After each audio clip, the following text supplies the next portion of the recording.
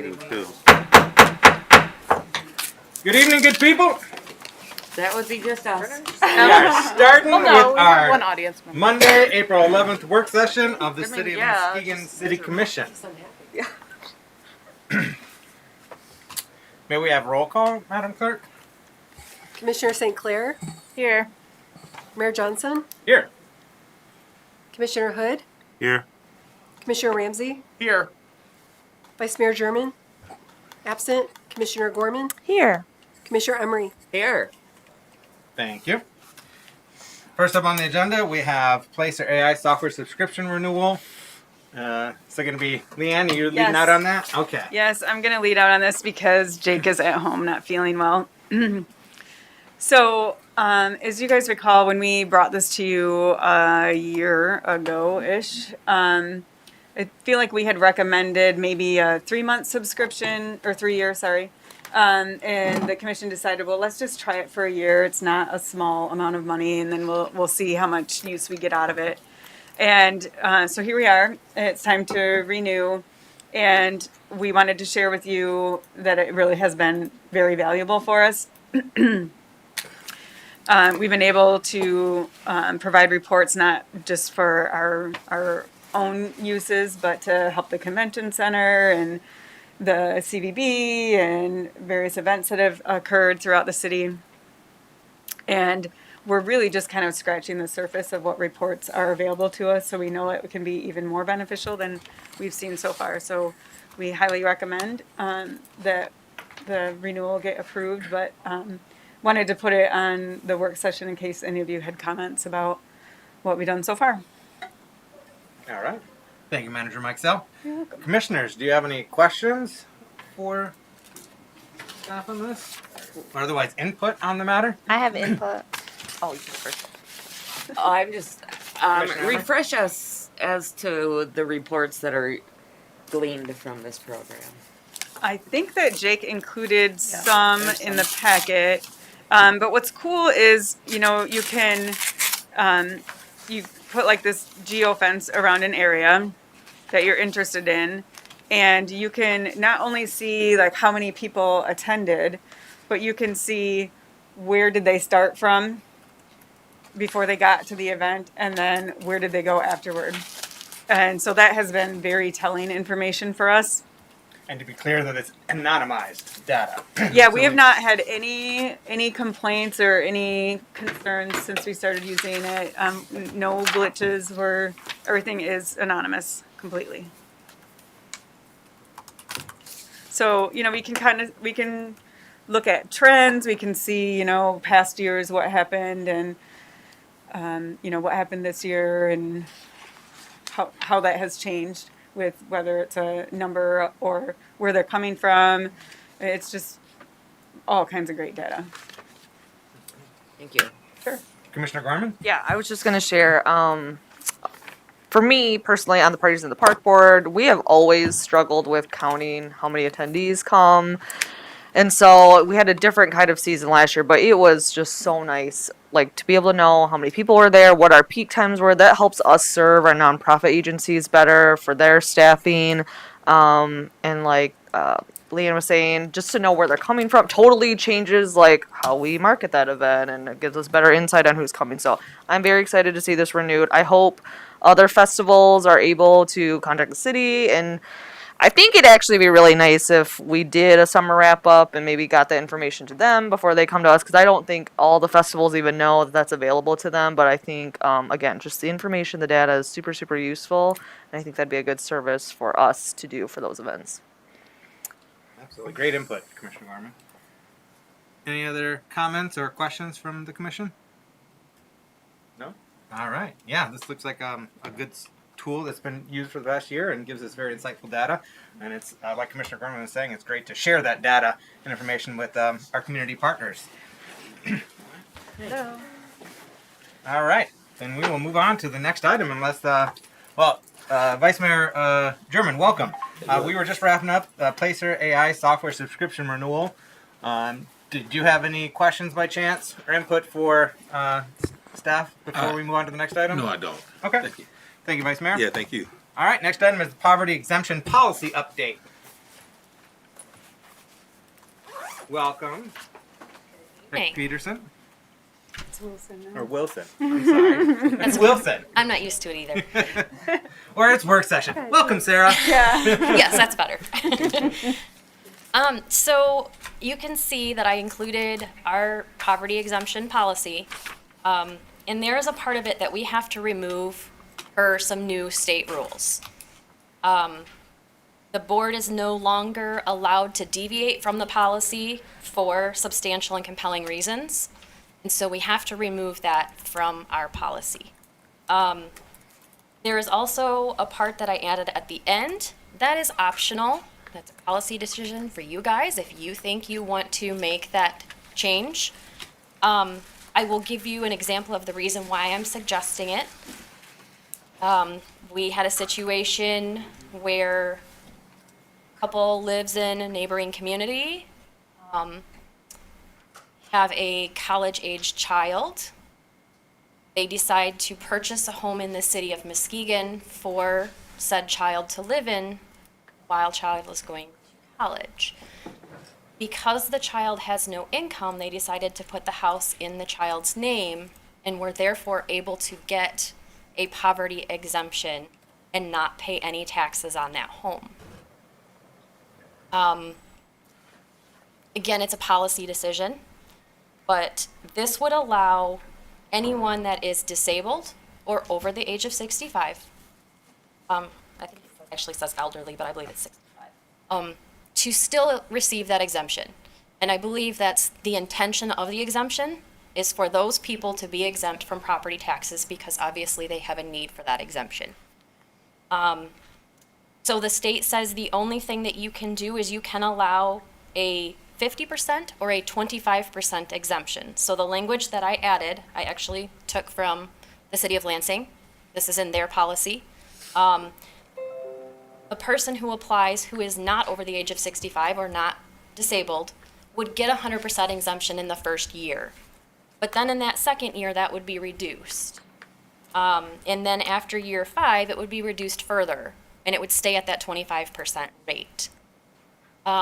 The intention is to ensure that people aren't deliberately keeping their income under a certain level to avoid paying taxes. I don't know that that's necessarily going to happen, but as I said, we did have a situation that arose where they were able to get an exemption and it was maybe not what was intended when we created that exemption.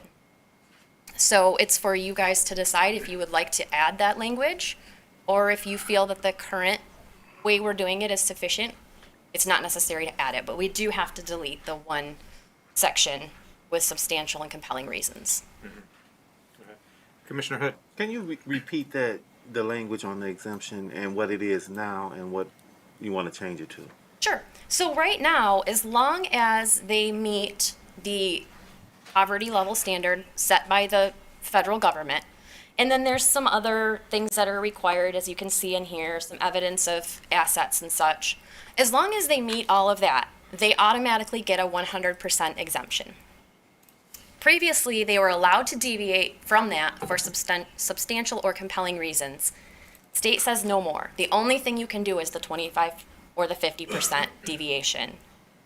So this is just an option if you want to do a deviation, but you don't have to. You can leave it the way it is, where anyone that meets that poverty guideline would automatically get the exemption, as long as they can pass the asset tests. And so we just had the one person that kind of That's the only one that I was alerted to. I don't actually attend the Board of Review. That's the job of the assessor to attend the Board of Review, but I was notified by the assessor that that situation arose. So there could be other ones that I'm not aware of. That's just the one that I was told about.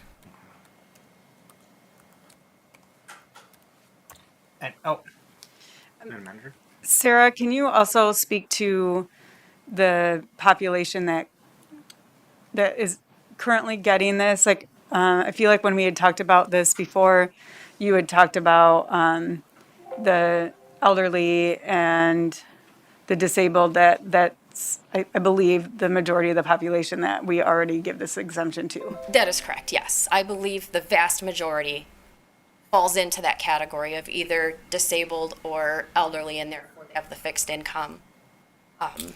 Most of these people get it year to year because they are on a fixed income. Their circumstances don't change. But there's always the outlier that can happen. So in each case, the determination is made by the Board of Review. Correct, but it has to comply with this policy. Mm-hmm. And this is essentially taking away their ability to deviate at all from this policy. That's what the state wants, is they want them to have to follow this policy to the letter. Yeah, no separate discretion. Yep. Spelled out in policy. Mm-hmm. Okay. And once issued, because you mentioned with this new policy, it's potentially reduction 50% after the first year, years 2, 3, 4, and then 25% down to 25% reduction for years 5 and subsequently. Do they have to come back and prove their income or reapply at some Yes. point, or what does that process look like? Yes, they are required to do it each year. They have to come back to the board each year and submit Okay. their application and meet all their requirements. Okay, so this is just saying if they come back in year 2, then it'll just be 50%. They come back in year 3, it'll still be 50%. Okay, Correct, got yep. you. However, what the suggested policy is, if it's a senior or a person age 65 and older or disabled, they may retain that 100% exemption every Correct. year as long as they come back and Yes. prove themselves each year. Which Absolutely. I think is really sensible and helpful. We want those folks to ensure they remain in their homes. You know, if Yes. they own their home, they're struggling, or fixed income or inflation's getting out of control, but their income's not keeping up with that. This is another way for the city to help them remain in their homes. Absolutely. Okay, I think that's really important. Commissioner, did I see Vice Mayor German? Yes, thank you, Mayor Johnson. Okay, question, and thank you. The ones that don't know about this opportunity, how are we getting that information out to them? In general, if someone is looking for assistance, they will call us and say what's available for assistance on taxes. There's really only the poverty exemption and the veterans exemption available to exempt someone from their taxes. But we certainly offer that to anyone that inquires about what they can do to assist with their taxes. But most people tend to know about it, and I'm not sure if it's, I'm not sure how they get that information, but they Right. seem to know about it, that it exists. Okay, all right. Vets Well, thank you. definitely know when they're 100% disabled. And without crosstalk, I know that from being in housing and working with local nonprofits, that's also something that they share with every person who calls, especially during COVID, because of the lack of assistance that we had around home ownership. We only had it for renters, so those were all things that we educated. But if it's not highlighted on our city website or on our tax page, I mean, that's always an opportunity. Great point, Vice Mayor. But it is something that is pretty commonplace. I do believe it's on our website. Yep, awesome. Any other questions, commissioners, or input on this item? No? So this will be on our consent agenda tomorrow, and that is to approve the poverty exemption policy with amended language as presented. So it's the language that been shared tonight. And unless as I there's said, you can choose not to include it. I left that open Yes. for you guys to make that policy decision, so. Yeah. But it is written as such on our consent agenda tomorrow. So if you want anything changed, you'll have to pull it from the consent agenda tomorrow and make an amendment to it. But personally, I'm satisfied with the language you've presented. Thank you. Thank you. I appreciate that. All right. Thank you. Thank you. Have a nice night. All right. Next up, we have a SWOC. Some people may have heard of SWOT analysis. This is SWOC, or SWOC, Strengths, Weaknesses, Opportunities, and Challenges analysis. And that's going to be led out by Leanne. Yes. Thanks, Mayor. Anne, would you be able to put the cover sheet up on the screens for this item? I just think it might be helpful for the commissioners to have those questions in front of them.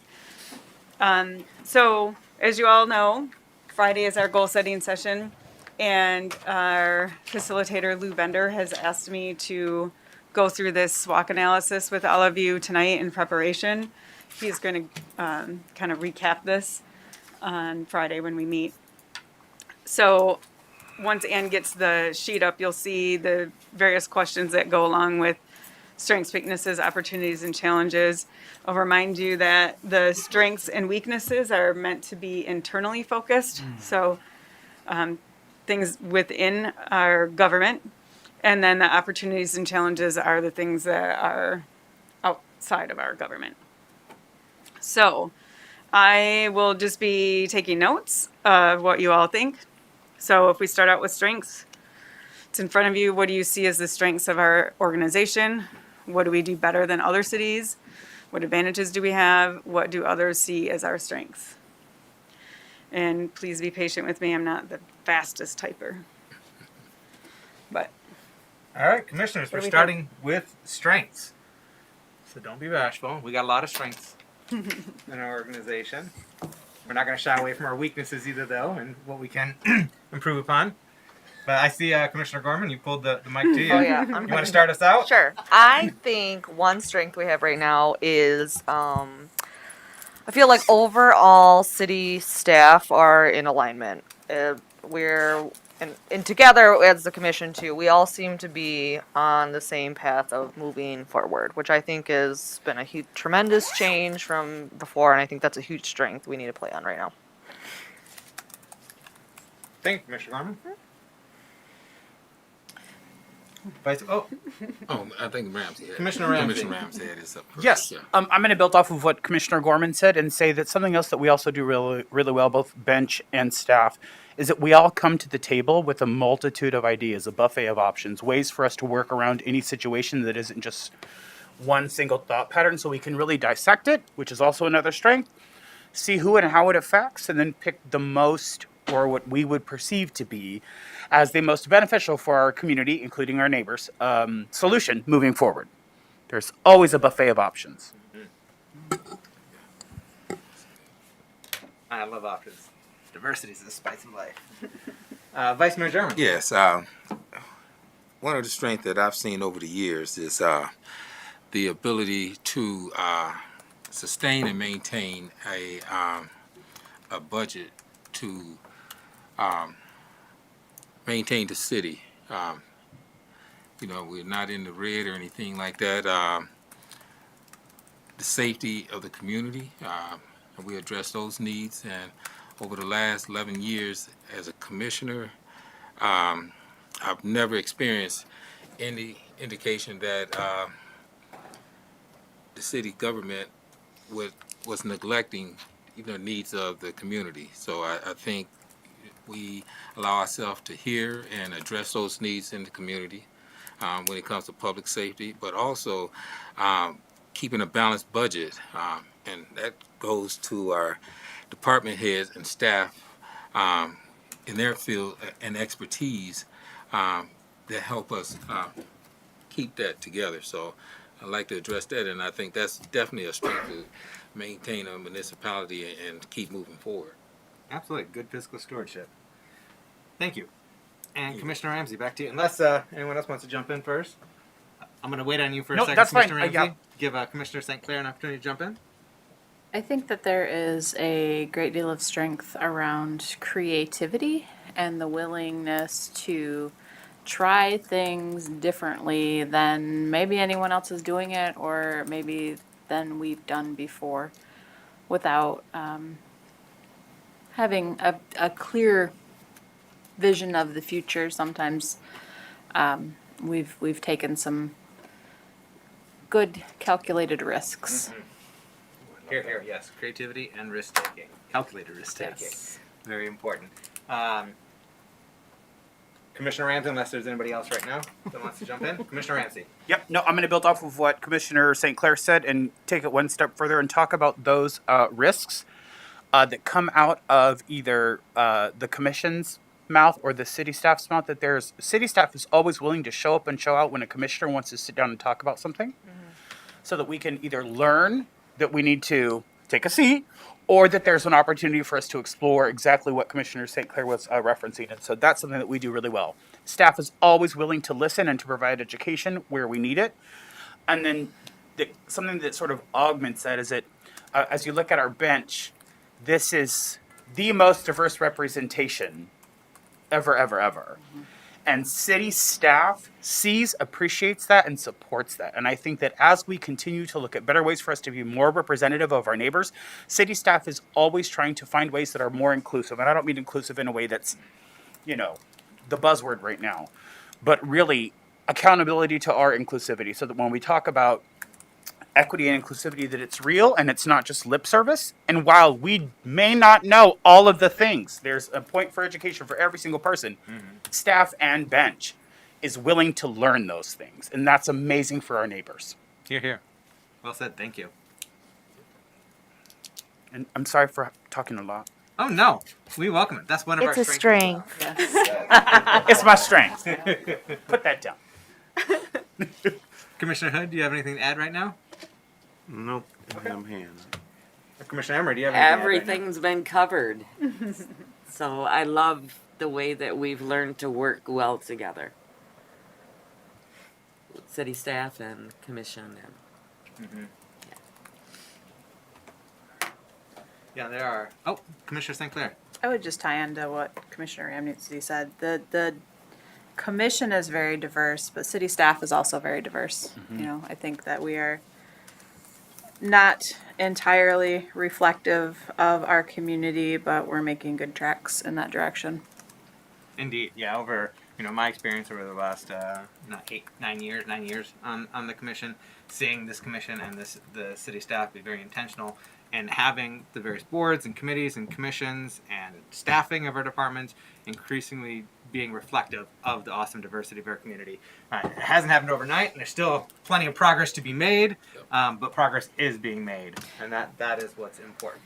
And it's at a leadership level as well. It's not just rank and file staff. You can go into any organization in this city and see a lot of people of color working there, but not so many are in leadership or management roles. And that is something that I appreciate a lot about the city. Yes, Commissioner Ramsey. I don't know if to build on that, Commissioner St. Clair, thank you. And it's the opportunity that is recognized by all of our city staff that we need to continue to build and to target and to be very intentional with those practices and our opportunities for education of current city staff who's looking to excel in their careers. Those things are things that we're always having conversations about, whether they're on the TV or whether they're in meeting rooms or in committee meetings. Those thoughts and ideas never leave our lips. And so anytime that we get a chance to do it better, we try to learn, and it's not easy work. And so that's a huge compliment to staff from me. Thank you guys so much for that. But also to the bench here that every single person realizes that. And we try. A strength is that we are not afraid to try. Indeed. Try again. I think. Oh, go ahead, Commissioner Yeah. Vice Mayor German. And not nothing that's not really been said, but I look at each and every one of us as an individual, and everybody ran on a platform because you had a passion or a concern about the city of Muskegon. So each and every one of us are unique in our own ways, and we bring a level of expertise or experiences, to this commission. So with that being said, I think that now, with a new administration, we soon have new staff. I see a vision where I think we want to see not only the city thrive, but people in the community thrive. And you want to have something that encompasses a community where people feel welcome and a sense of belonging and have opportunity to access for those opportunities. So I think everybody's up to that task. I know I am. And it's going to be about doing it and taking action and speaking out on these things. And you will get backlash and feedback, but this is what we signed up for. And I think everyone on this commission has the fortitude to do that.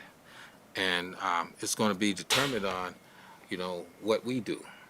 Because, we have a younger generation coming up also that can't speak out or can't advocate for themselves. So we have to set that trajectory for them to be able to prosper in the years to come up. So, Thank you, Vice Mayor German. Yeah. Any other comments and strengths before we move on to the next? I'd say one of the other strengths is with regard to, I don't know if you want to put it under accessibility or transparency. And yes, we have room to improve in those areas as well. But In terms of like, we have our meetings live streamed on Facebook. We have our meetings on YouTube. We have our meetings on public access channel. And so there are a lot of, and people are certainly always welcome to come into our meetings as well. But we really strive to get our meetings out there in a lot of different ways so people are aware of what's going on at City Hall. More so than I think any other municipality in Muskegon County. And even Muskegon County, although they are now on our showing their meetings, live streaming them as well. And then we do a pretty good job of putting out a lot of supporting documents in our packets. We get our packets published now even sooner, a week before the meetings. And so I think we are striving to be transparent and accessible with City Hall happenings. Again, there's always room for improvement. And that's one of the things I think that's another strength of ours, is that we're willing to acknowledge our weaknesses, which we'll get into in a moment, and continuously work on improving them and overcoming them. So unless there's any other input on this right now, we're going to stop patting ourselves on the back and talk about weaknesses. And so what do you consider to be weaknesses within our organization? What can we improve? What do others see as our weaknesses? So our own perception as well as what we think others' perception may be. Commissioner Hood. Well, one thing I know, we listen to that our staff and employees are pretty diverse. Yeah, depending on what you want to compare that with. You were always able to come into City Hall and go and see maybe one or two minority department heads. We have improved in that some, but we have some departments that are still working on 10%. And it's not really a reflection of our community. And that's a weakness that's seen in the community as a weakness. I think we've come a long ways from people feeling like they're welcome to come in to City Hall with a problem, but we still have that issue out there where there is a large community that thinks that they're not welcome yet. So we have to do a better job with that. And having that said, I think that's enough from me. Good input. Thank you. Commissioner Ramsey. I'm going to build upon what Commissioner Hood just shared and say that relationship building is a weakness that we have because of all the things that he just cited. And I think that our relationship building needs to be more intentional. And it's really just not about us being friends of our neighbors, but building a relationship that is trusting so that if they do have issues, they can come to us. And that's not walking in the door only. That's really sharing issues that they could be afraid to share, whether it's for a fear of repercussion or fear of not saying or knowing or doing the right thing. Relationships need attention. I also think that that's part of that is communication, both internal and external. But if we're looking at only internal, as city manager said, then that's fine. Our internal communication is not always that great. And it's something that we need to work on so that no matter where I am, I know what's going on with any other person or what the efforts are or what the word is so that I can share that with neighbors at any opportunity. Many times I'll be somewhere and see someone from, I'm going to use you as an example, Commissioner Emery, someone from Commissioner Emery's ward, and they'll bring something up. I'll be like, these are all great points. Talk to your commissioner. And, maybe she has or has not known that. So then it should be my duty to say, hey, Commissioner, I saw Sarah at the cheese lady, and she said these things to me, and I told her that she should reach out to you. So if you know her and she doesn't reach out to you, she was pretty heated about it, maybe you should reach out to her. Like those things. And then that trickles into, I shouldn't use that word, but that's also part of building those relationships. Indeed. And I would agree. Communication, internally and externally, is not as strong as it could be. Right. Yes. Or should be, in my opinion. Commissioner St. Clair. I would add on to Commissioner Ramsey that I think that we have a PR problem. That there is a basic lack of trust in the community, not with everyone, but with many, and it is very strong. And that there is a failure to from the community to perceive the commission and city government as operating from a place of good intent, that we want good things and we want the same things that our constituents do, and that we are not out to get rich and ruin their lives. And I would like to see a community where people assume that their elected officials are human beings that want a good world too.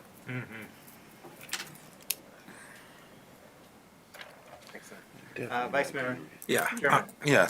thank you, Mayor. Topic I was going to touch on is trust, and from a couple of different angles.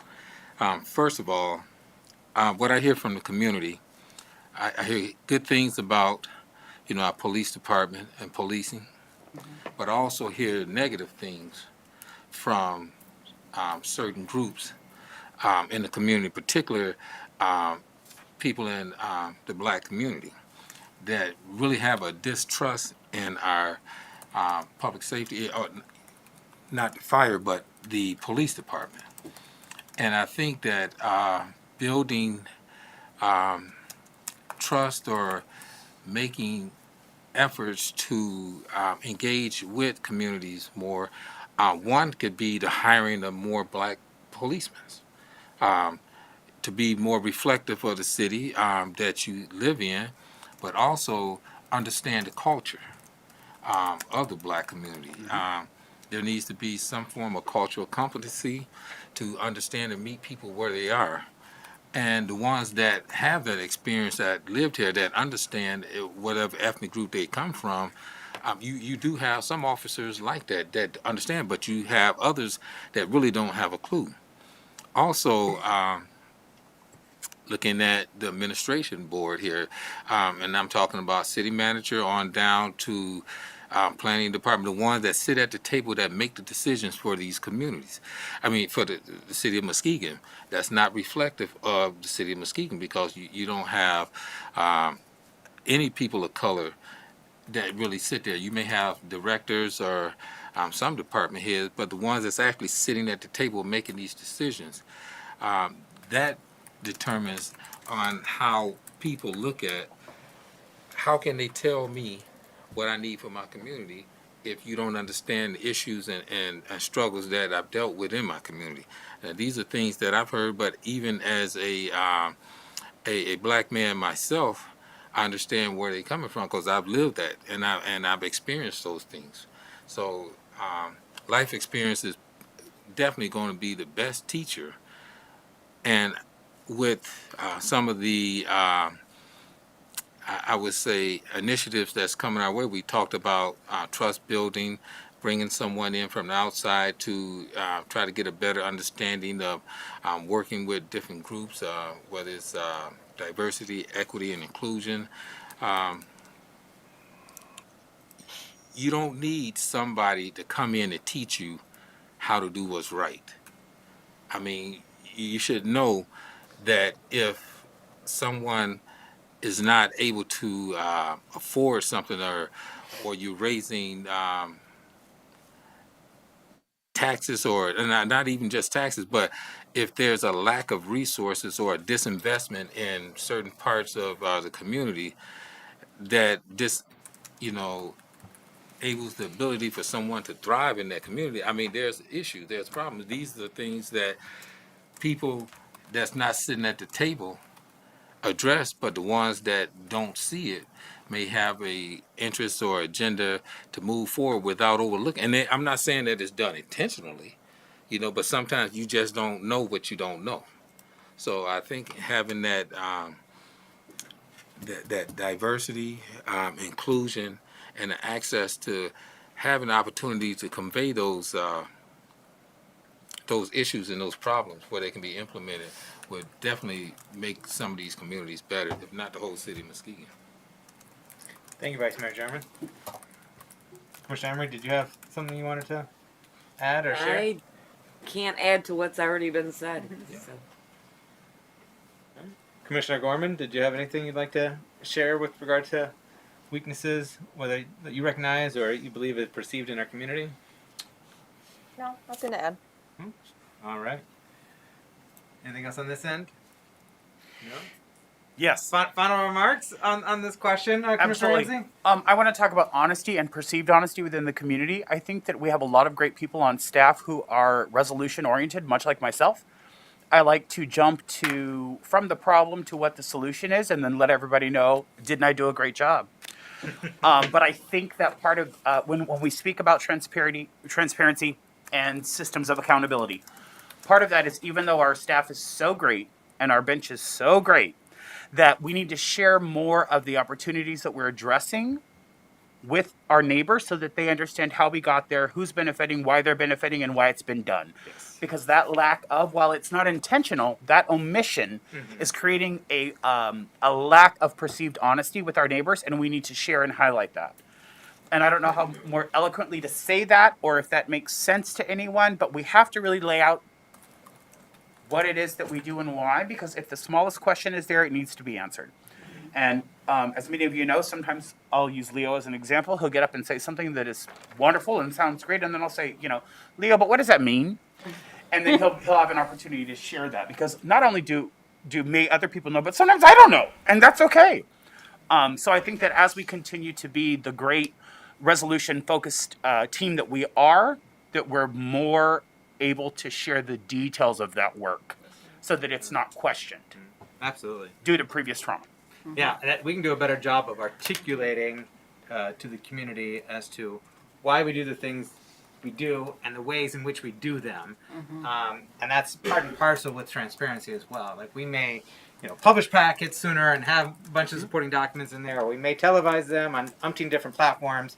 But if there's not understanding Yes. about what we're doing, is it truly transparent? And so that's something that we can work on as an organization to help folks in our community and other stakeholders better understand. And that will solicit more community engagement as well. Building that trust, going back to what several commissioners have mentioned, that relationship building and that trust, that will then give our residents greater confidence to participate and work with us. And so, yeah, communications and community engagement are very important. It's something that we can take steps to improve. We talked about this at last month's work session with regard to potential reorganization, creating new positions in that vein. So I'm excited to see what's to come in that regard. Well said, Michael. So, Well said. any other input on weaknesses? Nope. All right. Did you have anything you wanted to? Nope. All right. I'm listening. Okay. So, folks in the audience or folks at home maybe watching, you may email citycommission@shorelinecity.com with your own input as to what our strengths and weaknesses are in our organization, and getting to the next topics, opportunities and challenges. So citycommission@shorelinecity.com goes to all members of the commission, as well as our manager and our city clerk. So, next up, opportunities. Did you have something before we go to opportunities, Nope, Commissioner Ramsey? I'm just poised and ready. All right, excellent. Opportunities. Where do you see opportunities in the community? What changes would be helpful to us? Commissioner Ramsey. Oh, I'd love to start. Thank you.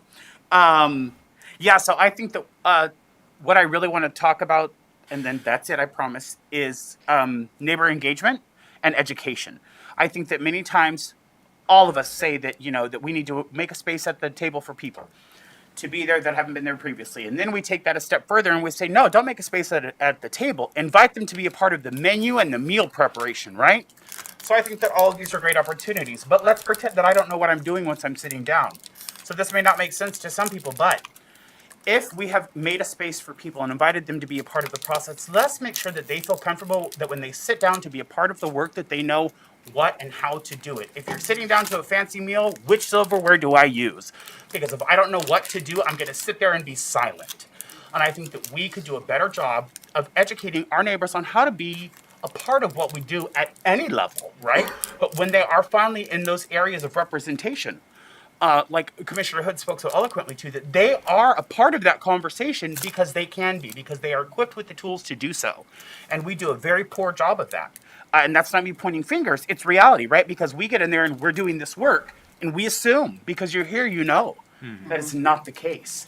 And so we do so much focus and intentionality around engaging our neighbors, but then do we give them the tools that they need to be a part of what we do every day? And so that needs to happen. And that's it. Mm-hmm.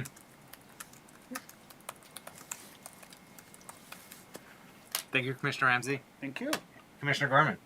I think an opportunity I wanted to share is just the ARPA funding distribution we have. I mean, I know we keep talking about it, but it is kind of like a once in a lifetime thing. And I really want us to think about, and I'm going to lean on the commissioners that have been here much longer than like the things that we have heard from our residents, neighbors, that they really need, and we've always just come up short on, like, oh, we wish, or we don't have financial support for that. I really want us to dive deep into make sure that the decisions we make about that funding is very purposeful, and it's something that all of us are going to be really proud of, to look and say, I really feel good that we chose to award money to whatever it is.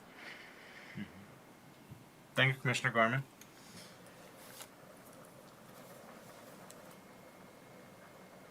Any other input on this question, commissioners? And you're also welcome to give input via email to Leanne after this meeting and before our goal setting session this Friday. I knew you wouldn't keep that promise, Commissioner Ramsey. I know, I'm a terrible person. I appreciate it. Go ahead. So I actually am borrowing this idea from a neighbor.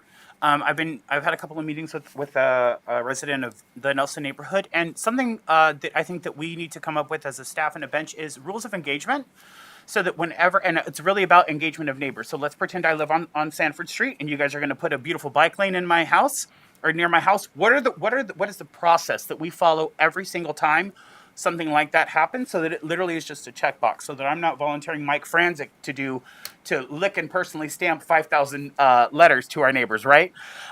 So that we can show our neighbors every single time we go through something, this is the process we follow, and it's undisputed, and this is why we follow it, and what qualifies or quantifies that process. So if there is opportunity for exception, where is it written somewhere that this exception applies to this, so that's why we did it this way. Again, it's just about that education, but specifically about our engagement with neighbors, because they really are confused as to the what and the why. And the perfect example, in Vice Mayor German's neighborhood, we did the information around rebuilding the farmers market. And how many of those neighbors received letters about that? And why does one neighbor get it here, but the next neighbor doesn't? Well, because that's 301 feet, not 300. And so how do we refine, align, and then share those rules of engagement with our neighbors? It would also really stop some of the frustration. Yes. Okay, that's it. Yes, Vice Mayor German. Yes, thank you, Mayor.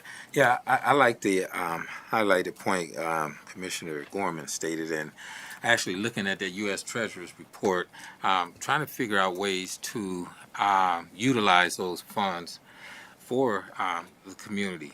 And you touched on some good points there. And what I was seeing is ways to enhance the quality of life for people in the community. I'm talking about citizens, and then also allow, whether it's for something dealing with eviction, back taxes, those things. We know they talked about, due to the crisis of the pandemic, give governmental services, dollars from that fund, but ways to enhance the quality of life for citizens that have really been hurt and can't find a crutch to even pull up.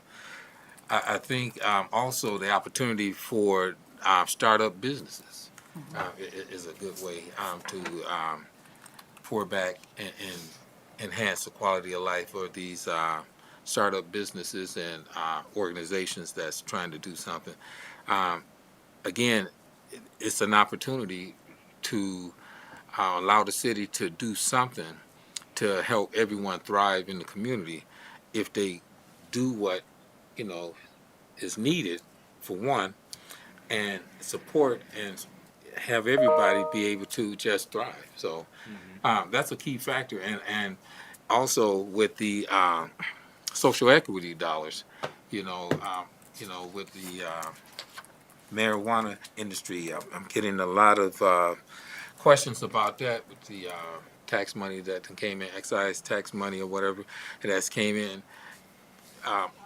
People want to know how those dollars are going to be allocated, and we shared that information, but do they really have access to them, and who's going to be able to get those dollars to help them sustain also and put on programs, that whether it's expungements or other events. So these opportunities are there. Let's allow them to be done equitable, and giving everybody an opportunity that fits the criteria, but at the same time, make sure we do what's right. Thank you, Vice Mayor German. And just to touch on the social equity or the cannabis excise tax revenues that are coming to the city, a portion of which are earmarked for our social equity program. You may have noticed that was originally going to be on our work session tonight. Our planning director, Mike Pranzik, has moved that to May. So at our May work session, we'll be revisiting how we've used our Muskegon Marijuana Social Equity Program, the resources received previously, and how do we plan on using the dollars going forward. And if we want to make adjustments to the allocations, or continue as established previously. So that's forthcoming. Just wanted to share that. Do you have anything? No. No? All right. So yeah, I mean, pretty much everything we identified as weaknesses, I see as opportunities at the same time. I was going to say that. For us to tackle and improve upon. One of which certainly, as mentioned previously, is that communications and how do we disseminate the information to folks? How do we make sure that the people that need that information are getting that information and using as many different mediums as possible to get that information out to folks, and also helping our neighborhoods get information out to their residents. So, coming alongside our neighborhood associations or any other community organizations to help them facilitate that conversation, and pushing out information from City Hall as well as about their own organization. So, it is something that I've had chats with staff about, is potentially doing a city newsletter or working alongside our neighborhood associations to do help our neighborhood associations get out their own newsletters while having a component that's city related, top level what's going on in the city, but also maybe what are some city hall related issues happening in your neighborhood, to keep people informed and abreast. And then something we've talked about, this commission has talked about several times over recent years, and it kind of got upended at least in the past couple of years due to the pandemic. But one thing is that we've talked about and getting out into the community with our meetings, and as has been mentioned before, meeting people where they're at. So holding meetings out in the community and across the city. And in terms of communication and community engagement, if we, I don't want to get ahead of ourselves, because we're talking about creating some new positions that could really help in that regard. But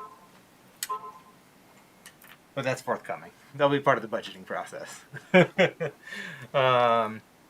So unless there's anything else with regard to opportunities, Commissioner St. Clair. I don't want to be redundant or dismissive, but I want to highlight the opportunity with a new commission and with new leadership on the city level, that with new faces comes new ideas and new energies. Mm-hmm. And I think that is really important to be aware of. We're going to have some new ideas. Mm-hmm. Love it.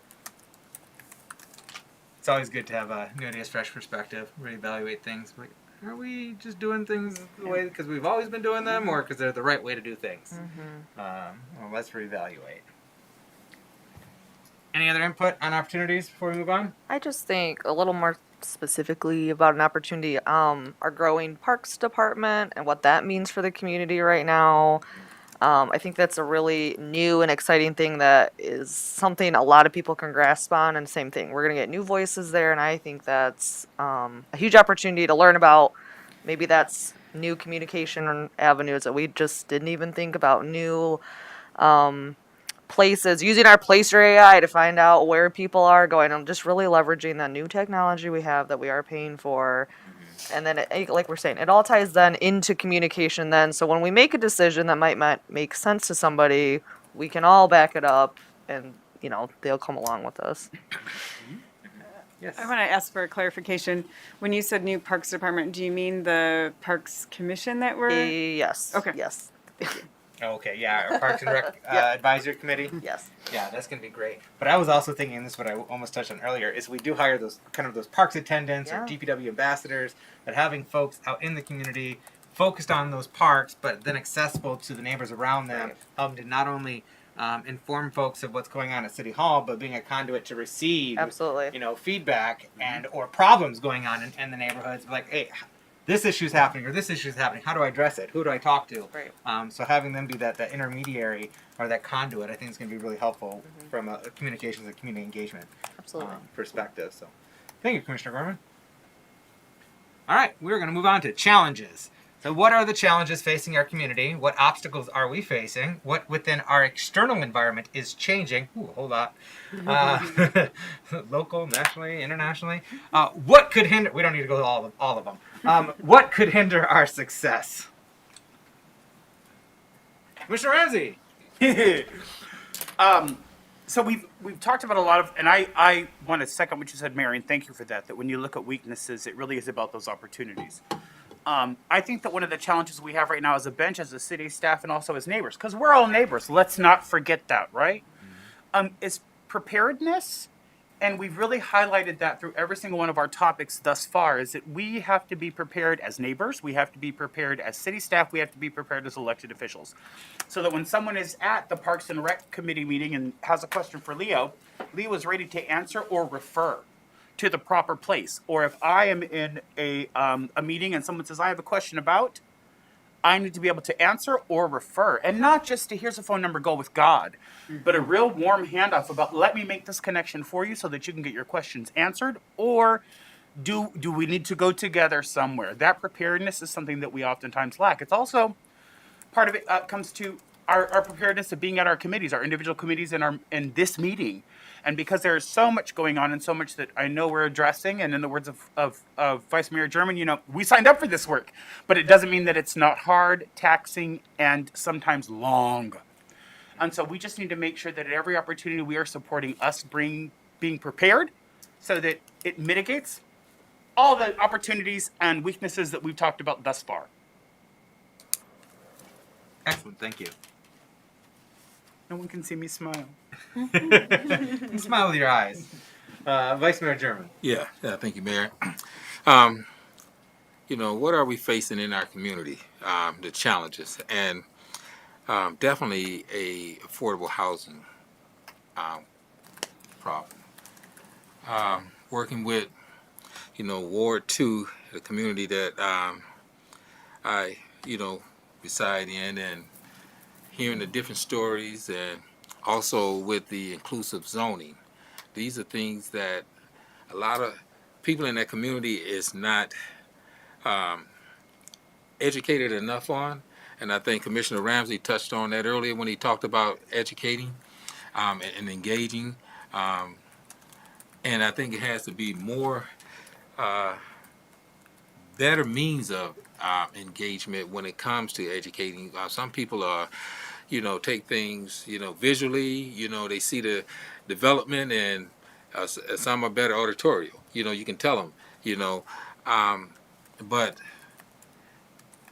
the issue of housing and affordable housing is definitely a issue.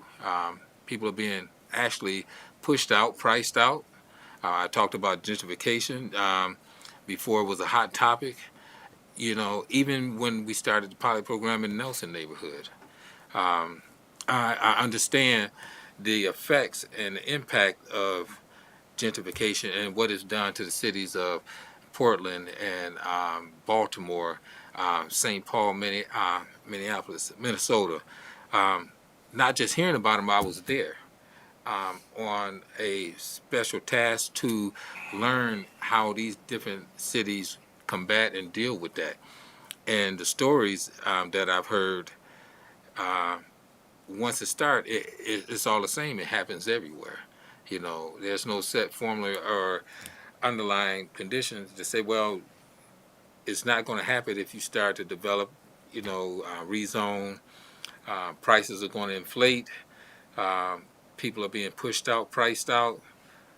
It's going to happen, and it's inevitable. And as Dr. Landsmark stated in his study that was presented here from the Northeastern University, so a huge problem, I think.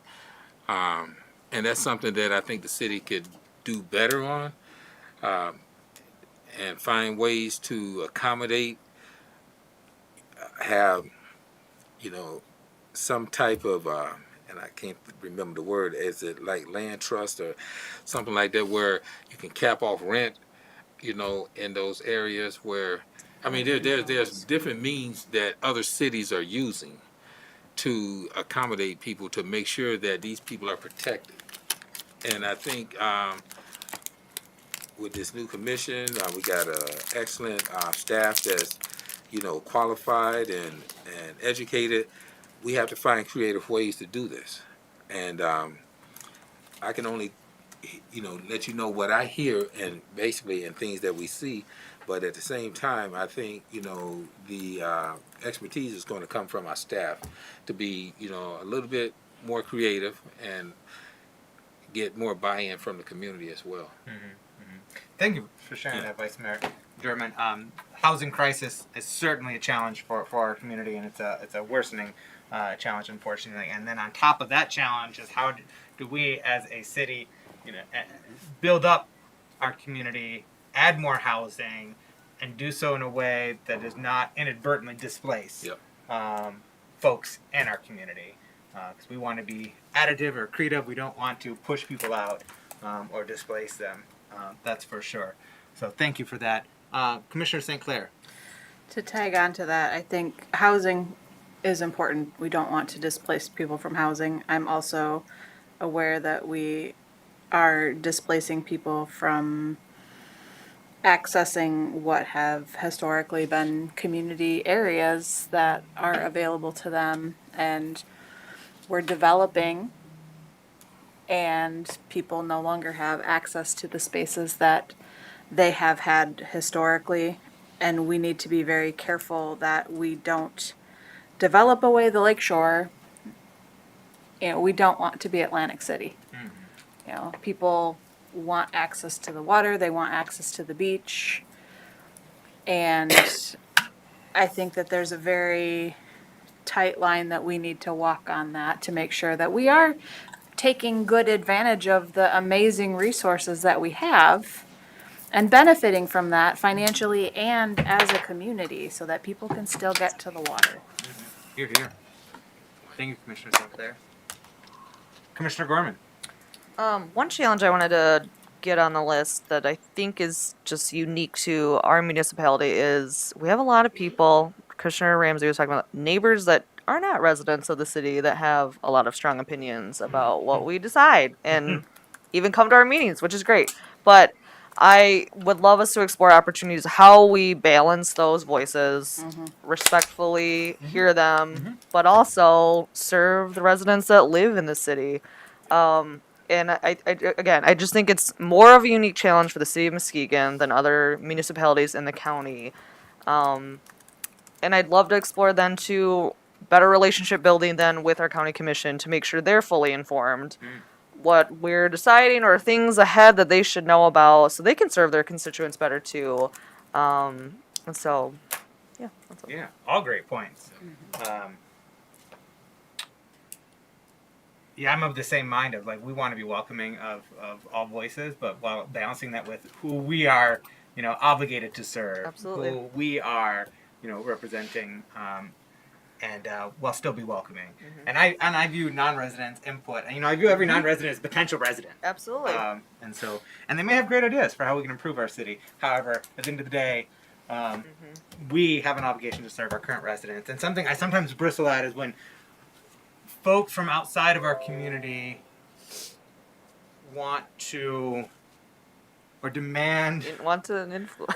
they want to almost Yeah, dictate yeah. what we do as a function as a city. And I bristle over that because particularly folks coming from certain communities that want to come and tell us how to operate, and the reason why I bristle is because these people are coming from points of privilege oftentimes, and they want to dictate how we're serving our community, and it's already a community filled with many marginalized people. And so these voices sometimes outside of the community inadvertently, maybe they don't see it this way, but they're inadvertently trying to further marginalize the marginalized. Right. And Right. There you go. Right. do not like that. Still always welcoming of that input and any suggestions for improvement, and always collaboration for the betterment of the city of Muskegon and the greater Muskegon area. And again, I see every non-resident as a potential future resident. So thank you again, Commissioner Gorman. Commissioner Emery?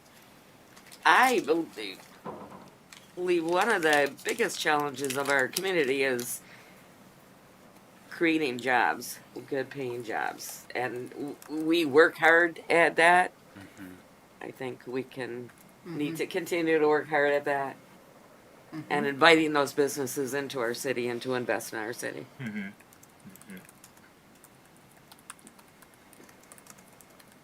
Commissioner Ramsey with the red pen.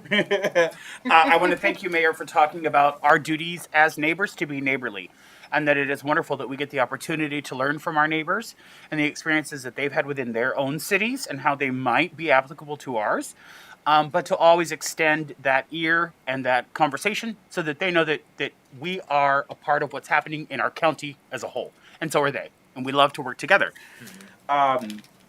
Thank you, Vice Mayor, for bringing up housing. And I'm going to support everything you said. And housing at every price point, I think, is completely a huge focus.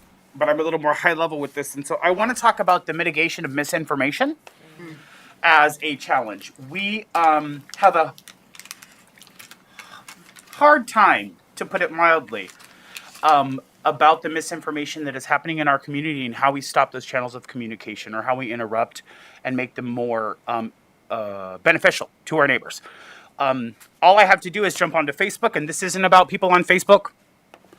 All I have to do, though, is jump onto Facebook, say one thing that's wrong, and then everybody reads it. And because it happened on the internet, it has to be true. And so how do we mitigate that misinformation and miseducation of our neighbors? Because it is literally what's doing us the most detriment at this point. When we talk about, and Vice Mayor German was so eloquent to bring up form-based code and inclusive Zoning. zoning. Thank you. What is it that's getting out there? What is it that we're not sitting down and engaging with people and teaching them about? Because if they have valid questions about those things, we want to be able to answer them. But sometimes the questions they have are off base, not to their own fault, but because of other people misspeaking and misrepresenting. And so how do we mitigate that misinformation and miseducation? Because a lot of that causes, again, more frustration. And every time we have to start back at zero. Whereas if we don't, we're already at 5 of 10, we can just take it up that ladder and answer those questions appropriately. So I don't know what you're going to do to fix that, but if you could get on that, I'd greatly appreciate it. And with that, I actually have to take my leave. But thank you so much. Thank you, Commissioner Ramsey. Appreciate all your input and insights tonight, and always.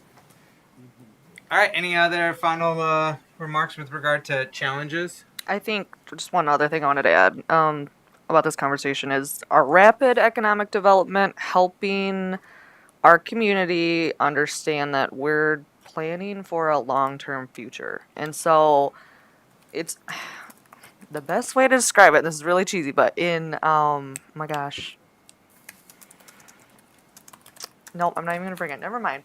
Anyway, we, like the Catholic Church, plan for generations, not for the next quarter, right? So, and I think that's where a lot of the tension Commissioner Ramsey was just speaking about is it's making sure our residents understand that long-term vision. And it's something I know that keeps me awake at night, and wondering, making sure we are making that right decision. But it's a unique challenge we have that I don't think is always fully grasped sometimes, and that can be on us to make sure people understand that. Yeah, yeah. At the crux of it, it's communications, and it's going back to that communications. And you're right. Any one of us, as commissioners, can help. Like when something pops up on social media and then it blows up, like we can jump in and just try to inform. We may not always have the time. I mean, I know that I had high hopes as coming up there. I'm like, oh, I can, improve engagement here and communicate here and do this, that, there. And then got into this role and I was like, okay. And I was like, where'd my time go? It disappeared. So, but that is so important that we can all take on individually and then continue to work collectively as an organization. And maybe when we do get, that communications built out of capacity internally, that can help support commissioners disseminate information, accurate information, externally. Yes. Commissioner Ramsey, did you have a final? I have a remark? final, and I'm really leaving this time to co-sign what Commissioner Gorman said, and then also it's that as we're sharing that large-scale, high-level plan for future generations, it's about being able to point out to our neighbors how they are a part of it, and that we're building for people who are here, people that we want to come, and the kids we haven't met yet. And so that everybody is a part of that plan, but we're not always, in Adair City staff, very intentional about making that connection. So sometimes our neighbors feel left behind, and that's real. And we don't get to tell them not to feel that way. We need to show them how they're not. And so anything we can do around that, I would support. That's it for Real Bite. Yes, absolutely. That is really important. There are many folks in our community that do not feel part of the progress that's happening. We acknowledge that and mitigate that. We want all folks in our community to feel involved and benefiting from the progress that's happening. And it's not isolated progress. It's equitable and universal progress across our city. And so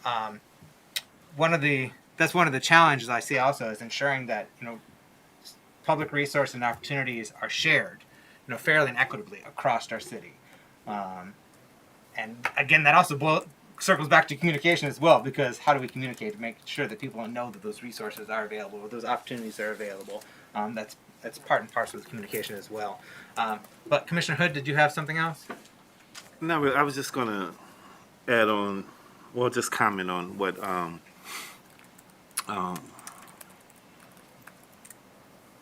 some of the other commissioners have said.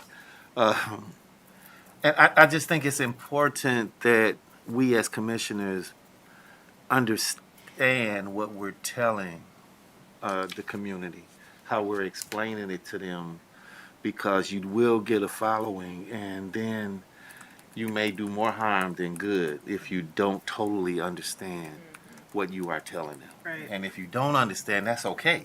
Just tell them, I don't understand this right now. I'll get back with you and get some clarity on it, because I think as leaders, that's important that we don't give out or lead anyone astray the wrong way. Absolutely. In our desire to get out information, we got to be careful not to spread misinformation. Right. Yes, absolutely. Did I see something? Oh, Commissioner or Vice Mayor Jeremy? Yeah. Couple things there. And I just mentioned also the misinformation. I think that's why it's so important. And I had this conversation with Deputy Manager Mike Sell on Friday on the one-on-one, how important it is to meet and get that correct information so we don't, convey the wrong information, because we're going to get questions, and we're faced with questions all the time as commissioners. And one of the things that I said, well, hey, I don't have an answer for that right now. I said, but let me speak with staff or the manager, deputy manager, somebody who can get me the correct information or refer that person to that department head. Also, another challenge, and the commissioners that have been on here for years understand and have heard this as well, is the downtown. When it comes to minorities businesses, African American businesses, it is not reflective of this community on a percentage base where you see equal access and opportunity for people of color, businesses, and what I hear is like that's not for us. You know, we don't belong, and I've heard this for years. And when there's opportunity to do something or allow businesses to come down there or go out and solicit, you know, these businesses, I think the city should be more open to engaging in that. There's, you know, a lot of black billionaires around here and millionaires in, you know, the United States, you know, east side of Michigan as well, over in Lansing. How are we going to make sure that, again, as a city and a county, that when someone from out of town comes here, whether they're Hispanic, Asian, black, whatever, when they go to these businesses, they see something that can remind them of their culture. That say, oh, okay, I belong here. Or this is a city that's inclusive, that's open to everyone. That's a challenge, you know. And I hear it all the time. And the data, I would say, for the most of it, speaks for itself. I can sit up here and say it all day long. I can sit up here and say, well, I heard from this. But the data, the statistics speaks for itself. So it's not Vice Mayor German saying, oh, this is his issue or concern. No, look at the data. You know. Thank you, Vice Mayor German.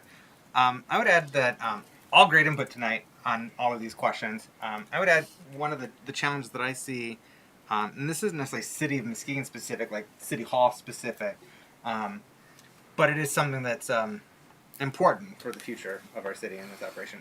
The challenge is caring for our youth and loving on our youth and making sure that they are getting the best education possible. So working with our local school systems. You know, we talk about creating multi-generational wealth. How do we also, you know, while supporting youth to be part of creating the multi-generational wealth, how do we also break the cycle of trauma, that multi-generational trauma that is passed on, and that limits and inhibits opportunities? And this isn't a core function of city government by any means, but the youth, I mean, it's a cliche, but the youth are our future, literally. And we've all been impacted by this pandemic in the past 2 years, but our youth especially. And so I see that as a challenge. How do we better support our youth? How can we better work with our school systems to support our youth? How can we be better partners with other organizations in our community who serve the youth of Muskegon? Actually, So, Commissioner Gorman? I remembered what I was going to say in opportunities and forgot. The new beautiful middle school, speaking of the youth, that we're going to have in our city is a huge opportunity.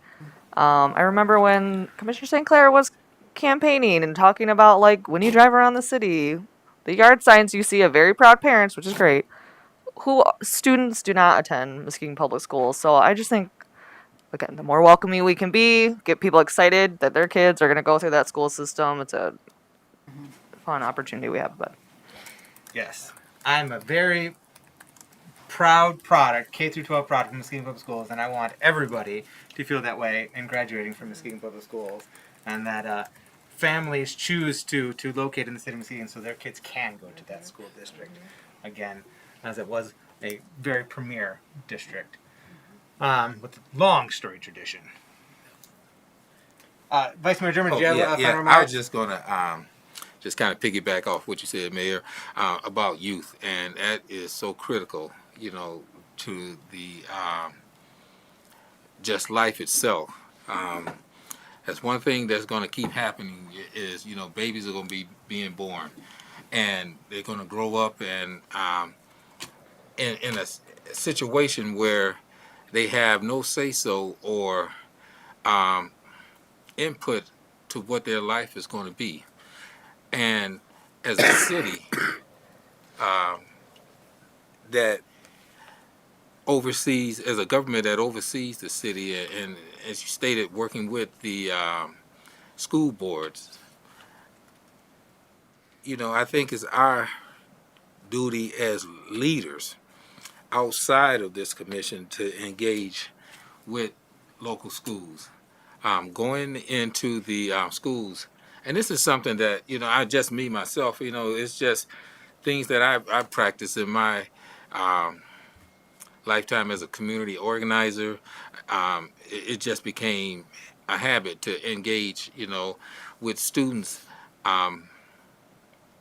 as an educator, working through K-12, and then working in post-secondary, working juvenile corrections. I've seen it all. I've seen the struggles that these kids face, and some of them are more privileged than others. They have opportunities, but others don't. That's hard work, and I don't have all the answers for it, but I think if something is put in place, if we support some of these programs, again, going back to these the opportunities with opera dollars, there's a lot of good ideas out there that some of these startup organizations have that the larger organizations may not be able to assist with. This is an opportunity for people to, be able to apply for whatever programs that you have. It could be something just for young girls, and be able to, okay, just say, etiquette skills or something like that. Teach them how to be, better young ladies growing up. That goes a long way. And if it's done by somebody, just say one of us, they will look back on, okay, I remember Commissioner Emery. She came in and just talked to us, and they see you out there. You built that relationship, but you also built a lasting impression in that kid's life. Whether it's just coaching, basketball. I got a chance to coach the Oakview team just this past last 5 weeks. But at the same time, my grandson was on that team. And that was one of the special moments that I know he will remember. And not only that, these other kids, because not only that, just coaching them, I was able to speak to these young men and mentor them and talk to them about making good choices. Stay away from drugs. What do you want to do in life? Okay, you're going to be able to, if you want to be an officer, okay, you're going to have a clean record. You're going to have to go by the law. You're going to have to also finish school and make good choices. Go to college and maybe, study criminal justice. Just little things like that, things that they don't know about. And when they see you, it's like, okay, there's, Coach German. I don't use the name Vice Mayor or anything like that. I'm Coach German to them. So, putting ourselves in a position to be able to engage with these youth, but also so they can have access to us. Excellent. Thank you, Coach Sherman. Yeah. All right. Thank you. Do you have anything else, Leanne, No. that you want to ask or Nope. address on this item? Nope, that's it. You'll be going through this again with our facilitator, but I'm gonna get this information to him ahead of time. Cool. So thank you so much. It was really good to hear all of your great ideas. Yeah, so he's going to be coming Appreciate back your at us input. and drilling down Oh, into yeah. the things we brought up tonight. So, all right, thank you all. And I heard ARPA mentioned a few different times recently. That's a great segue into our next item. We have ARPA standard allowance, and our finance director, Ken Grant, is here to report out. Good evening, everyone. Good I'm evening. gonna pass out some paperwork to everyone. Pass them down. Pass them down.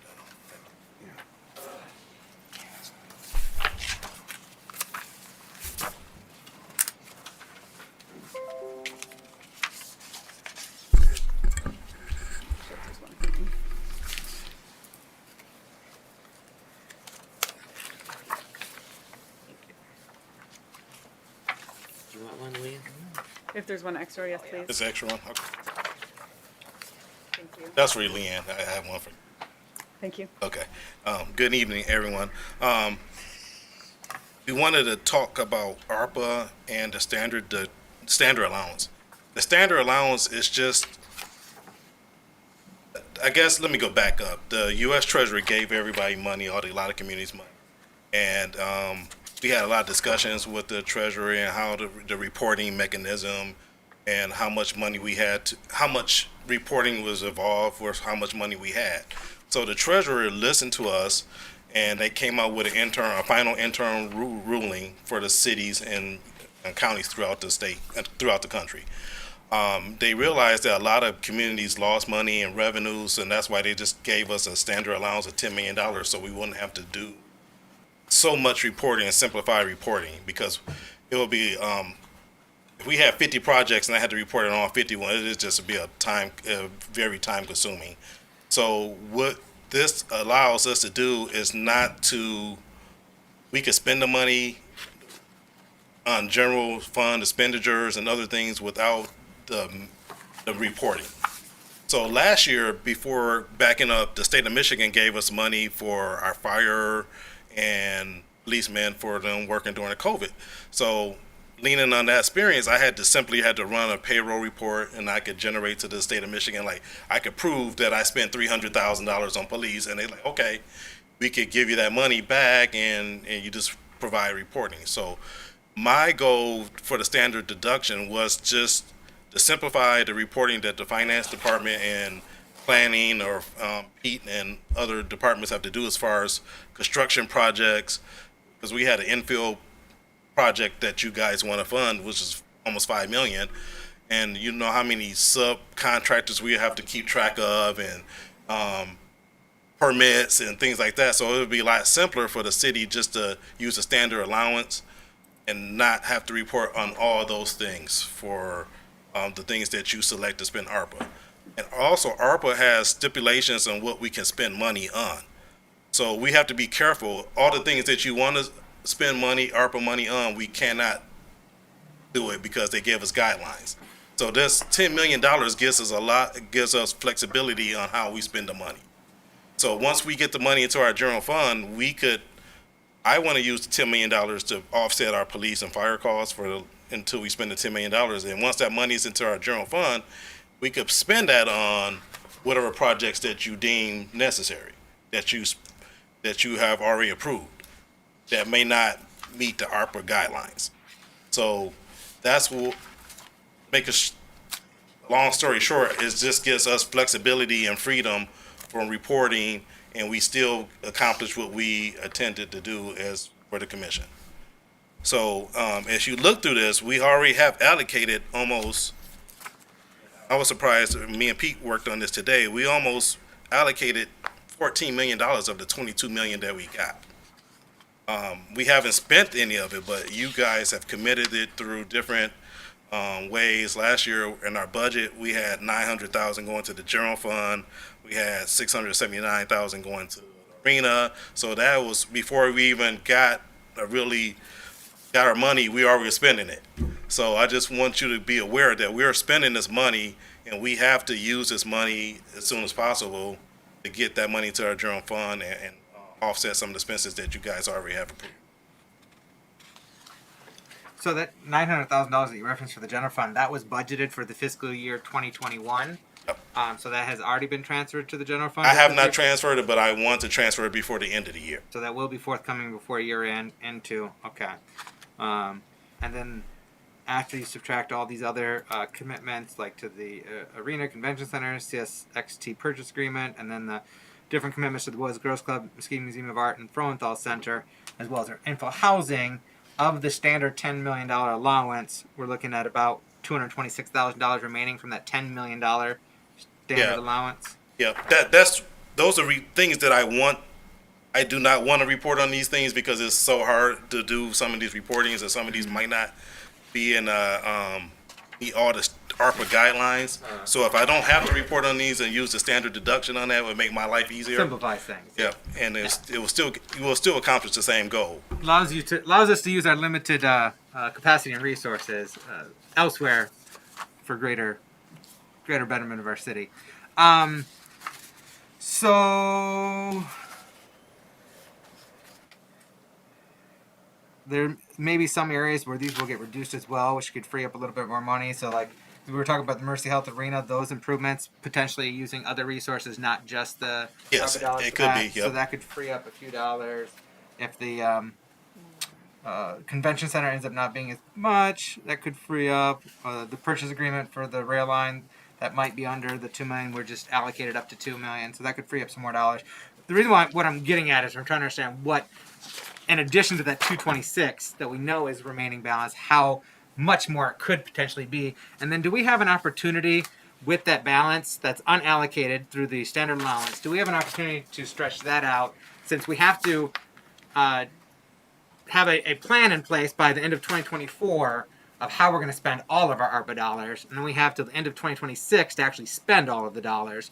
Do we have an opportunity with what's remaining from that standard allowance? Let's say it's 226, or maybe a couple $100,000 gets added to it, and we end up at like about 450. Do we have an opportunity to stretch that balance of the standard allowance out over a number of years to kind of be a fail-safe, so to speak? If we end up running an operating deficit in 1 year, we can just shift that money over to plug that hole, and potentially have that for next year and the next year and the next year up until 2026. Yeah, that's where it's kind of confusing. Like what I intend to do, what is for, I want to spend all the $10 million on police and fire salaries.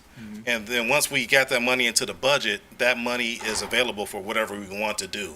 And if we do not use it, it will still be there. It will still be in our fund balance. It's not Okay. going away. I understand the approach you're taking. So could we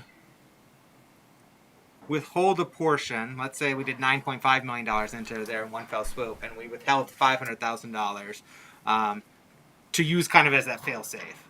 Of like, it's there in the state and federal grant fund that we place the ARPA dollars in, and then say 2 years from now we have a $300,000 deficit, and we can just transfer that over to fill that deficit, and so we're keeping a balanced budget. You know, as it came up, as one of our strengths is making sure that we have a balanced budget and good fiscal stewardship. Would that be a possibility, that we're kind of holding a portion in reserve that could be transferred over to plug any holes?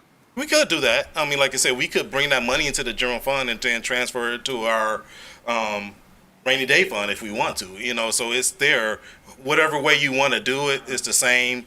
It meets the same. It's going to be the same. So if we bring it in and then I transfer it to our rainy day fund, and you know it's there, we could touch that later. It's up to you. It's just the same. Okay. It's different ways of doing it. Leanne. So Ken, isn't there also an opportunity to use the ARPA dollars that are not part of this standard $10 million deduction to do this gap filling in the future if we needed to? Well, ARPA is really for three different purposes. It's for revenue replacement. It's for police and fire overtime for COVID, and it's for infrastructure. So that's what the three things ARPA is really intended to be used for. So this $10 million gives us a flexibility to not use it for those three areas, and we could use it to offset our general expenditures on a daily basis. So it gives us more flexibility that we could use that $10 million for. And so the other $12 million has to go into those three categories. So that's why I'm justifying, and that's why I'm trying to get the $10 million into our general fund, so it gives us flexibility to use it for whatever we want to. And So I would keep track of that. I'm going to move on to the commission, any questions or input they have. I'm going to want to have a follow-up, kind of a one-on-one conversation to better understand the mechanics of moving the money, because I'm curious about if we move the full 10 million in and then a portion goes into the budget stabilization fund, which I am keen on growing that. It'd be nice to grow that a bit more. I'm just wanting to understand if we then move it back from the budget stabilization fund into the general fund, because according to our CAFR, they're one and the same. But in the annual budgets that we produce, they're separated or segregated.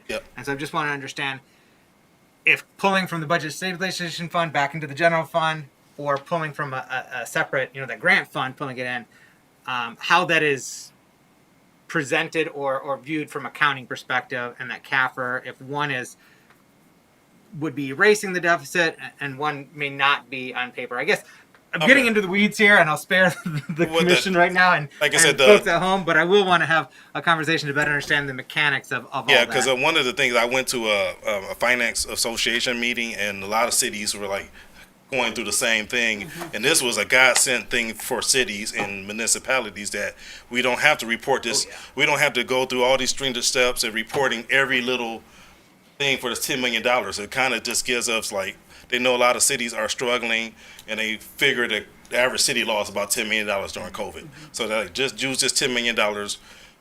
If we need to support it, I could easily pull payroll for the police and fire and say we spent $10 million. Or in that way, that would cover us as far as, if they ever come audit us, like, where did you spend? I spent it on police and fire. Yeah. And then whatever's we originally budgeted from the general fund, that frees that up for whatever we want to do. Yeah. So that's what I'm trying to do, is just trying to get that influx of money into our general fund and use it the way that you already have allocated it for. And it just eases my responsibility for reporting up. Yeah, to the Fed. That's a great relief that is an option. Yeah. The full up to $10 million standard allowance. While we may simplify things so we don't have to spend so much time reporting to the feds, we still are going to, just to be clear for the commission as well as the public, we're still going to be reporting it publicly. Yeah, we're going to report it gonna publicly, and I'm going to keep track of everything. Everything we have. Pete and I have a spreadsheet that we keep track of everything that you approve, and until we use all that $22 million up. And we will be transparent and clear of what we did with that money. All right. Thank you, Director Grant. Commissioners, questions, input? Vice Mayor German. Yes, thank you, Mayor. Thank you, Director Grant.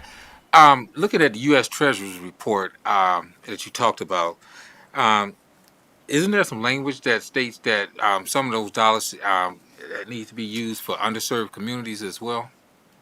Well, we got more money because we are underserved community. Right. Compare us to Northern Shores. They only got less than $2 million, and we got almost $22 million. So the reason why we got more money, because we are an underserved community. Right. But just, I guess how targeted neighborhoods, how you're going to use that to enhance citizens in the neighborhoods or in those communities that was really impacted by the COVID-19. And when I talked about certain grants, I mean, not grants, but certain topics such as evictions and help with back taxes, those type of programs, are we looking at doing anything like that? Well, it's up to the commission. Say the city is presenting several suggestions, but it's ultimately up to you guys to figure out how you want to spend the money. Okay. So that is something to help. Housing is that's one of the things that you can help use ARPA funds for. So that's something that if you guys decide to use that on, and I think we are kind of using that for infill housing and things like that. So we are putting a lot of money into the community for housing already from what you already. Right. Okay, and those critical needs. So you're basically just presenting options in a way that you want to. I'm just showing you what you already approved. Exactly. And what I'm trying to make easier for me to report to the U.S. government. Okay, gotcha. So I don't want to have to report on every house that we build. He built this. Here's his bricks. I don't want to have to do 300 reports for 300 houses. And this makes this a little easier for me for reporting. Takes the burden off you some. Yeah. So because it's going to be, I don't know how many houses we're going to get with that $3 million, but it's going to be a lot of receipts, a lot of things that I don't want to keep track of. If we could use that standard allowance to get rid of that reporting mechanism. All right, thank you. Still get the same benefits. It's just accounting. Any other questions from the commissioner? Pete. Director Wills. You have anything to add? I do. There is a section on the second page that is incomplete. There should be no judgment on my math. But that is an incomplete section, so disregard. Yeah, I meant to say that. Yeah, okay. But it just shows that we have a lot of things already allocated, and that's what we're trying to send. Like 22 million minus the 10 million. I know what Pete was trying to do, but don't. He's not a financial director.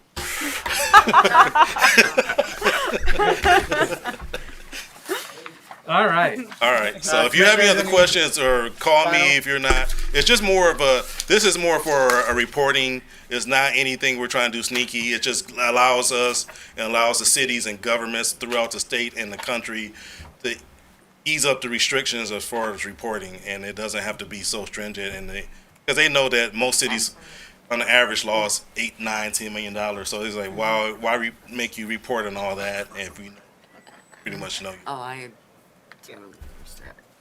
Okay. All right. Thank you. Have any questions? Call me. Thank you much, Director Grant. All right, moving on to arena event support.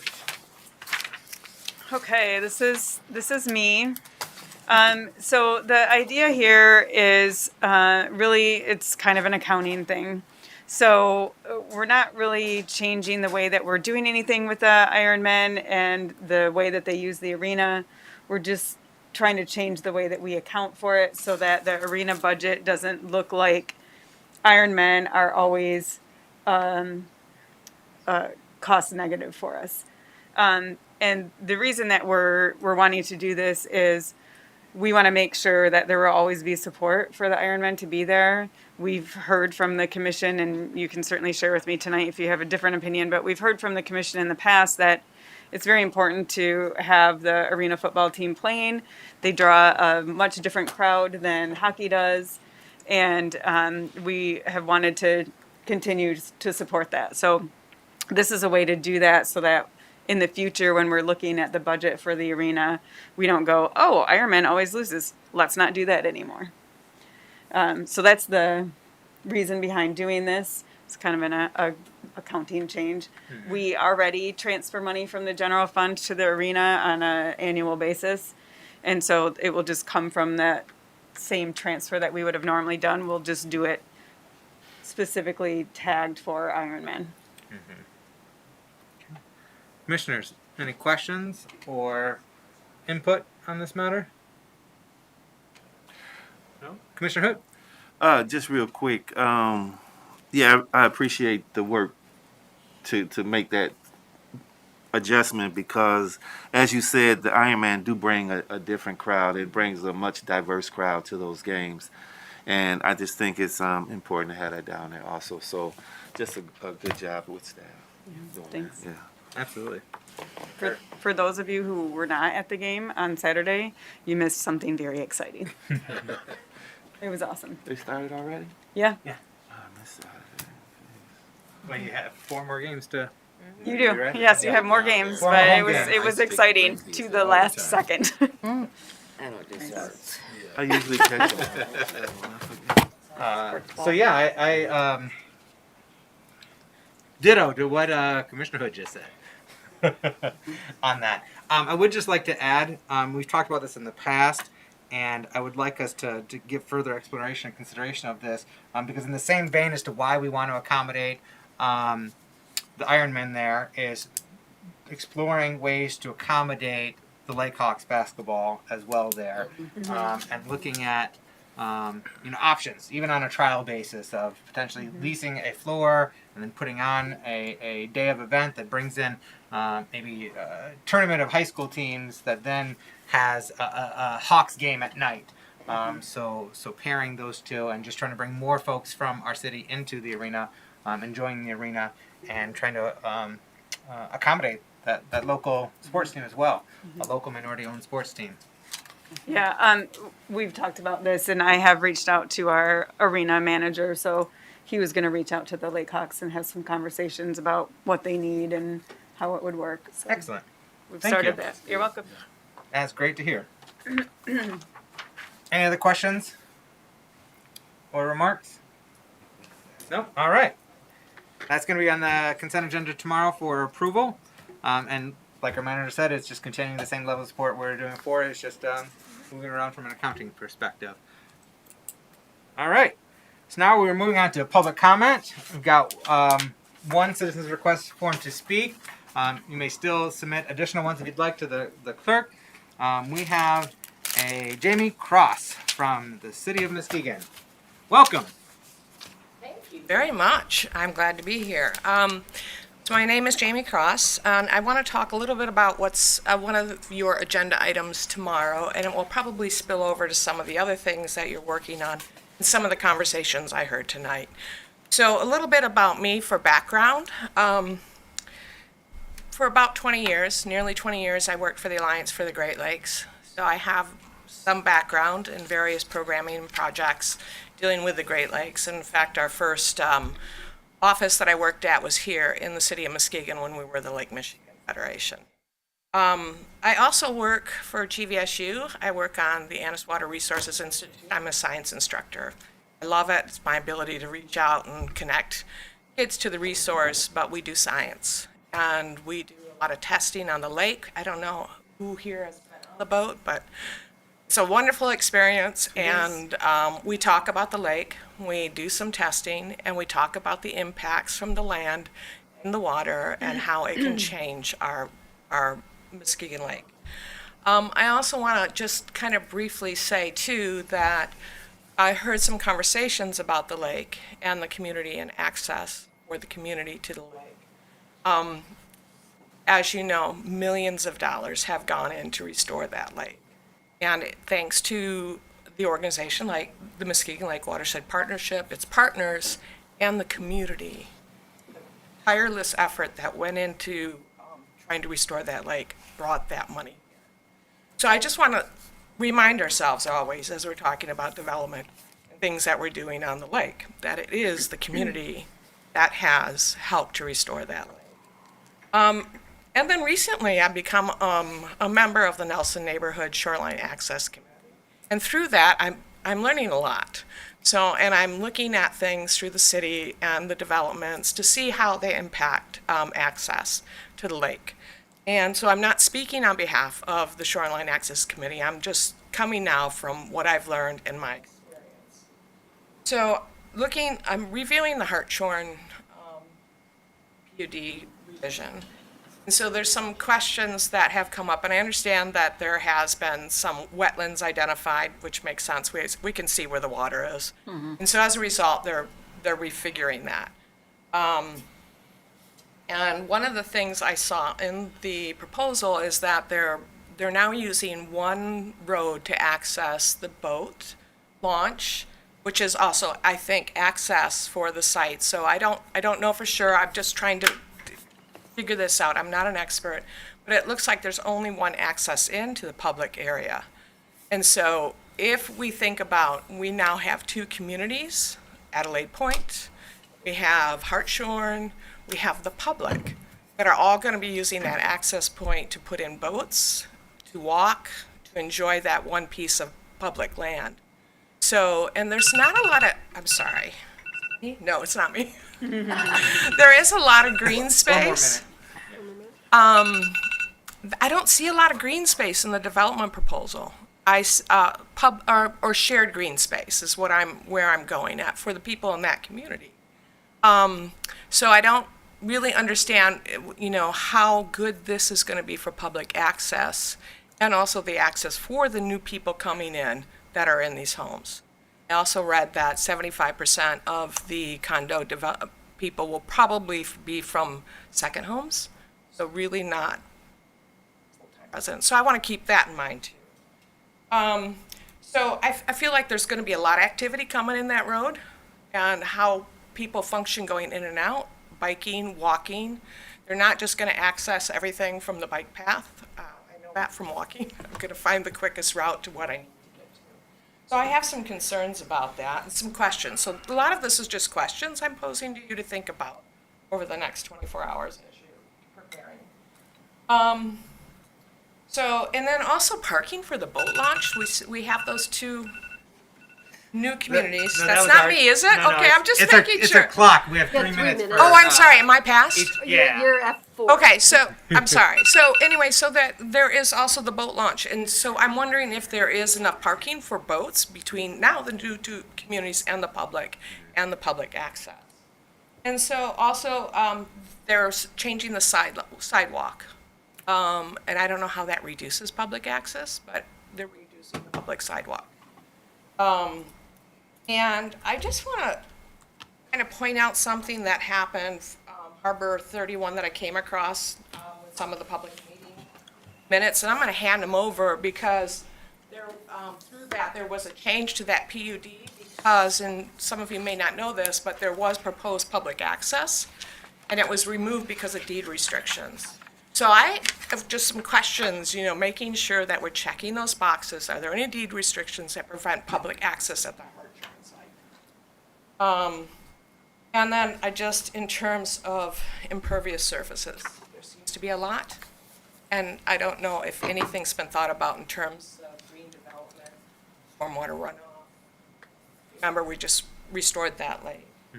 And then lastly, I just want to mention, this is more about this, but some of the discussion. You're going to have contractors coming in from everywhere with these developments.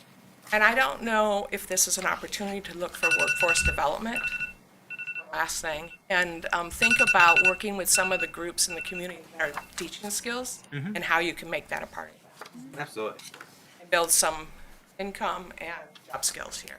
So thank you, and thank you for letting me go over a little bit. Yeah, thank you for your input and your questions. Appreciate you being with us tonight. Should you speak yourself, Leo? I'd like to get some of the questions addressed. Mike probably knows the most about the PUD. Could you? We'll talk after this meeting, and I'll connect you with some potential research to get your questions addressed. Any other folks would like to speak on public comment at this time? No? All right. Commissioners, before we adjourn, though, are there any final things from tomorrow's agenda that you'd like to touch on tonight?